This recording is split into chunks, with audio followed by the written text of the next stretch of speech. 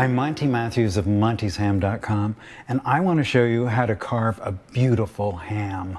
Make sure that your ham's on a flat surface so that it's not going to roll around. And if there's a question, you can always cut 1/4 inch off and flatten your ham here so that it will be on a flat surface. This one is actually fine. What you want to do is you want to find where the bone is, and you want to be 4 inches into the ham where you will make a cut, and then make a cut at a 45-degree angle. See what you have? We have this beautiful piece of ham. As you can see, our ham is not pink. It's not supermarket ham. This ham is actually completely devoid of nitrates or nitrites. So as a consequence, what you have is a ham that looks far more like a piece of fresh ham, but the smoky flavor comes from the hickory, not from any of the additives that are used in normal commercial supermarket ham. What you do is you cut the ham, and you can cut it any slice way that you would like, whatever thickness you like.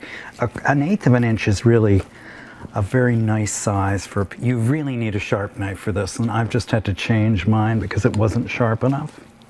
Now as you slice, remove them to a plate or platter. So have a really sharp knife. Now as you slice, remove them to a plate or platter. If you leave ham out for about 20 minutes after you've pulled it from the oven, you'll find carving is much easier. You know, the ham is so tender that it really requires a little cool off time. It loses nothing in terms of flavor or texture by doing this. Now with our ham, we get a lot of requests for the skin because after all, this is where the bulk of the glaze is. So these beautiful pieces of skin should be part of your presentation. Adds immeasurably to the way the platter looks too, because it's not all monochromatic. Now once you've carved that wedge, you see you've opened up the whole back end of the ham, and it's really quite the advantage to this is, of course, if you're not going to serve the whole ham at one time, if you're going to make another recipe for any one of our dishes, you easily carve the ham from this point.